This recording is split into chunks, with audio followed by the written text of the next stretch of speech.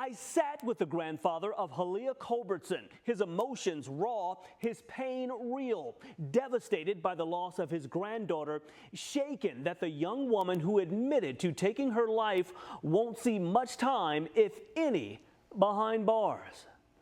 Been over a year, and it's not gotten any easier.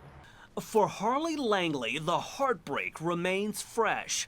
His 17-year-old granddaughter, Halia Culbertson, snatched away in an instant. She loved life.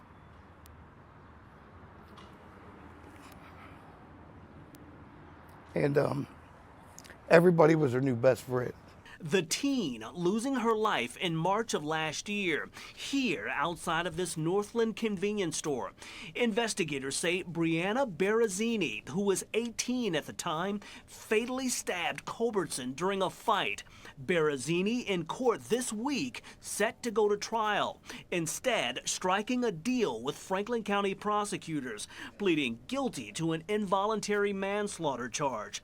Prosecutors dropping 2 murder counts. Do you understand the nature of the charge to which you're pleading guilty and what the maximum penalties are? Yes, Your Honor. Berrezzini set to be sentenced on July 11th, facing a maximum of 3 years in prison. I see it as a grave miscarriage of justice. I don't understand. Langley stressing his granddaughter's death, the court case, and this deal, all agonizing blows for the family. How is this a win? This is not a win.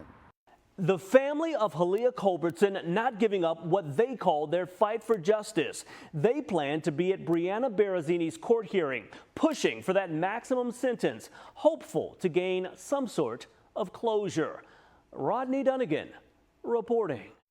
This is a wild story. Westerville police say 19-year-old Siwak Tawari's false robbery report led to serious panic. A local grocery store cleared out and placed on lockdown. Officers rushed in with guns in hand, looking to protect the public. Quite frankly, it was a tense situation. All of it because of a story that was made up. That information, according to officers investigating this case.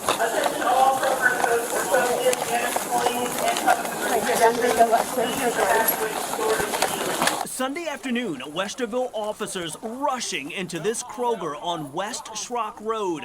Body cam video clearly showing their serious response, going aisle to aisle, guns at the ready. Get to your car!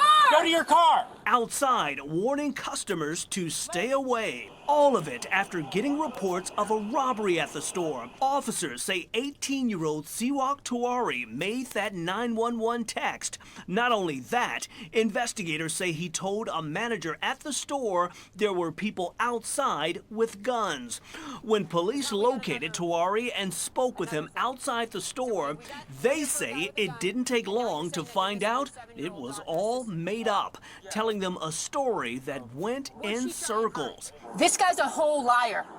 This guy is lying about his sister was never here. His sister's been home the entire day. Get this, police say he wasn't alone when all of this was going on. He was with his infant child. Police had to get his girlfriend to come get the baby. She didn't understand any of it either. How is this? I'm so confused. So are we. That's why we're trying to get everything straight. After everything was sorted out, Tawari put in cuffs. You're being placed under arrest right now, okay? Not only was Tawari charged with swatting, but get this, shoplifting as well. Officers say he walked out of the store with diapers he never paid for. Police were also able to connect his cell phone with other false police calls. Prior to this incident, he did not have a record with the law. That has certainly changed. Rodney Dunigan reporting. If this doesn't get the blood pumping, nothing will. Check this out. Volunteers literally going over the edge to make an impact in the lives of others. It's the most special thing I can do in my life at my age, to know that I'm helping these young girls get out of sex trafficking. It makes me, I think of it all the way down. This event focused on raising funds for Grace Haven. The local nonprofit raises awareness about the trafficking and exploitation of minors. Consider these troubling numbers. According to the group, more than 1,100 kids are victims of sex trafficking here in the state of Ohio every year. Grace Haven directly serves more than 4,000 minors and adults through prevention and education. At Friday's event, fundraisers rappelling 26 stories down the Chase Tower. It's nerve-wracking. It's pretty fun though. It's like the adrenaline spikes are like awesome. I love doing this. The experience about much more than a simple thrill. It was about making a difference for others, raising funds and awareness. It's not just about money to serve victims, it's also about how we as a community might address this and try to change our community so there's less of this happening within the community. For years, ABC6 Fox 28 has been a proud supporter of Grace Haven's efforts to make a positive difference in the lives of kids. Thoughts shared by everyone here. It's really fun too, but it's also like a chance to raise awareness and funds to like this like Grace Haven, so like girls can get like the care and resources they need to like rebuild their lives who have been trafficked. We've raised all this money for these girls, and it makes me feel so proud. Ah, I made it. Was it scary? Yes. Was it worth it? Definitely. And now I certainly have a story to tell. And like everyone here, thankful I was able to take part and really have a positive impact on the lives of people right here in this community. At Chase Tower, Rodney Dunigan reporting. Why? Why Mackenzie? It's a question the 17-year-old's mother simply can't understand.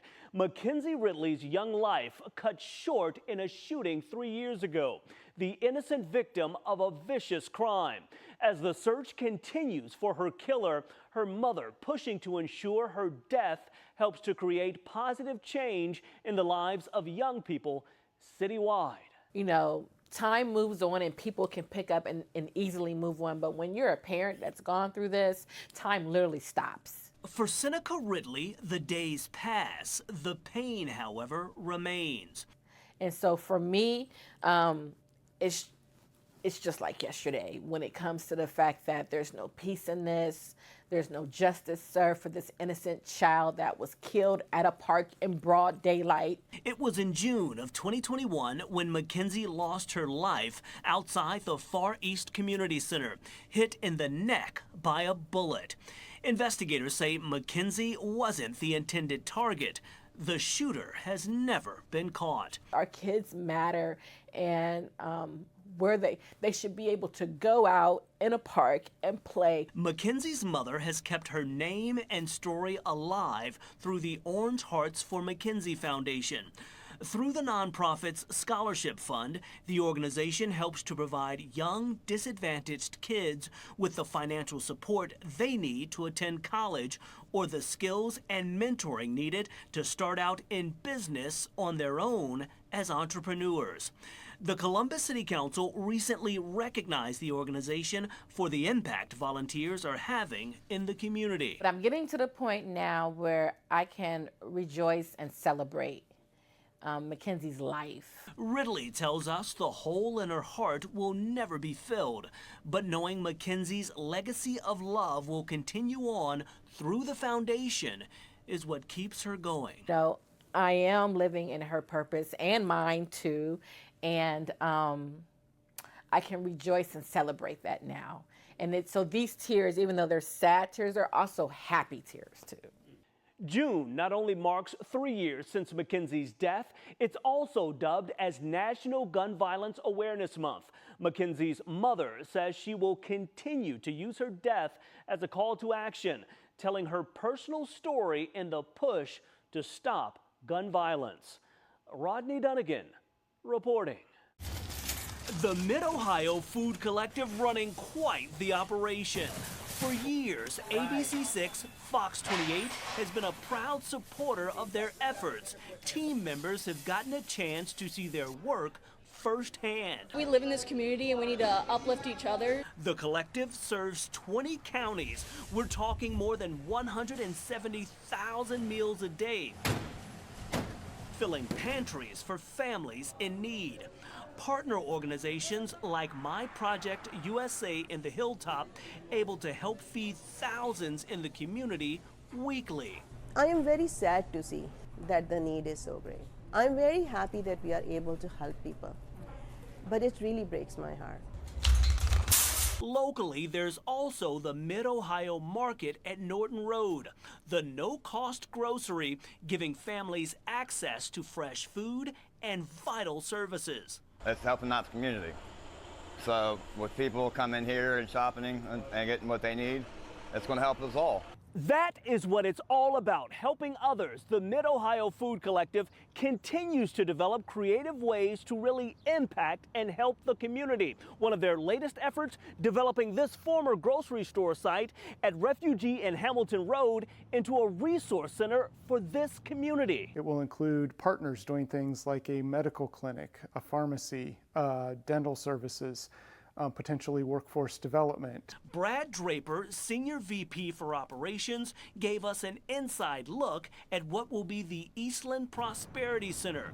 As work moves forward to open the site, community work has already begun here. The collective working with a nonprofit to operate a once-a-month pop-up food destination outside the front door of the old market. Thousands of pounds of produce picked up by new American families in the area. An event is planned for Saturday morning.